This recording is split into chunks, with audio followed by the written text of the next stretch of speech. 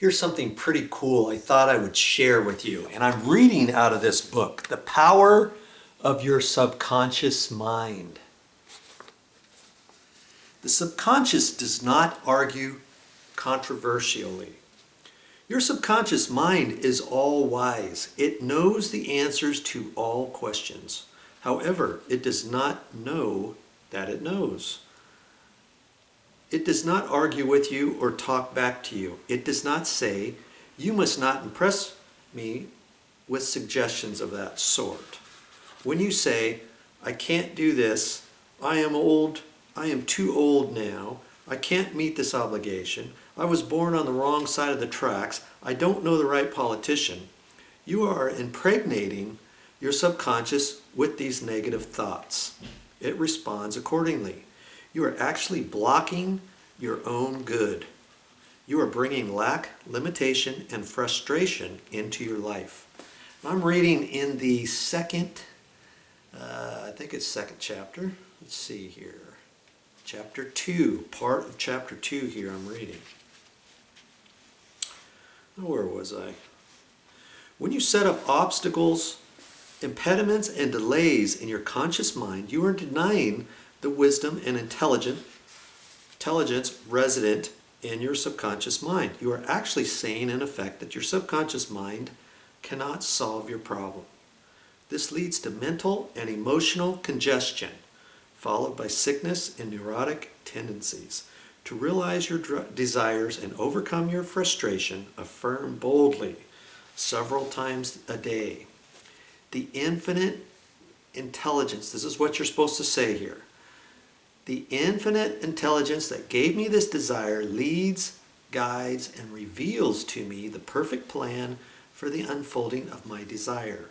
I know the deeper wisdom of my subconscious is now responding. What I feel and claim within is expressed in the without. There is a balance, equilibrium, and equanimity. On the other hand, if you say, "There is no way out, I am lost. There is no way out of this dilemma. I'm stymied and blocked," you will get no answer or response from your subconscious mind. If you want the subconscious to work for you, you have to give it the right request and get its cooperation. It is always working for you. It is controlling your heartbeat and breathing this minute. When you cut your finger, it sets in motion the complex process of healing. Its most fundamental tendency is lifeward. It is forever seeking to take care of you and preserve you. Your subconscious has a mind of its own, but it accepts your patterns of thought and imagery. When you look for the answer to a problem, your subconscious will respond, but it expects you to come to a decision and to a true judgment in your conscious mind. You must acknowledge that the answer is in your subconscious mind. If you say, "I don't think there is any way out. I am all mixed up and confused. Why don't I get an answer?" you are neutralizing your power. Like the soldier marking time, you use up vital energy, but you do not move forward. Still the wheels of your mind, relax, let go, and quietly affirm the following. My subconscious knows the answer. It is responding to me now. I give thanks because I know the infinite intelligence of my subconscious knows all things and is revealing the perfect answer to me now.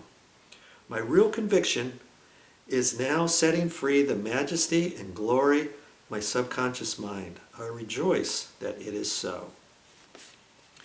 Here's some ideas to remember on the chapter 2. Think good and good follows. Think evil and evil follows. You are what you think all day long. It is so true. Your subconscious mind does not argue with you. It accepts what your conscious mind decrees. If you say, "I can't afford it," your subconscious works to make it true. Select a better thought. Decree, "I'll buy it. I accept it in my mind." Number 3, you have the power to choose. Choose health and happiness. You can choose to be friendly, or you can choose to be unfriendly. Choose to be cooperative, joyous, friendly, lovable, and the whole world will respond. This is the best way to develop a wonderful personality.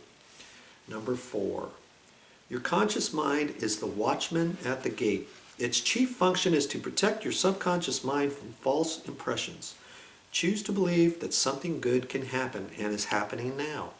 Your greatest power is your capacity to choose. Choose happiness and abundance. Number 5.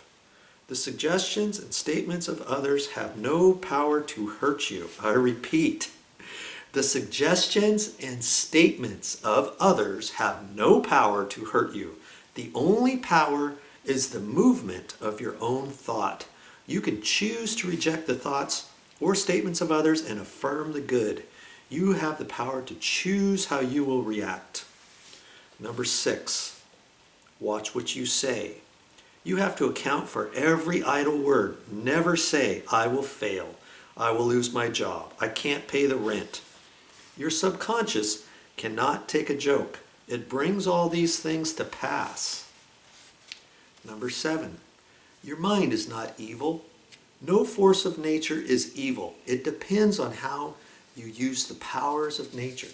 Use your mind to bless, heal, and inspire all people everywhere. Number 8, never say, I can't.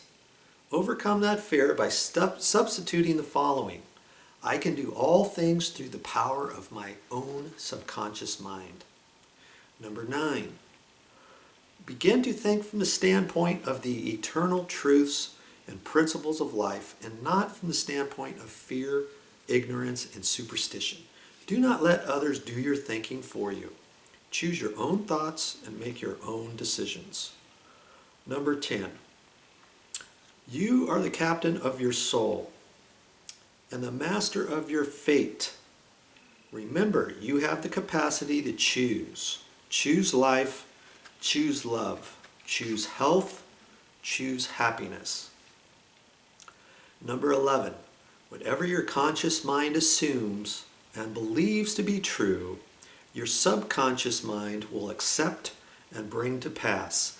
Believe in good fortune, divine guidance, right action, and all the blessings of life.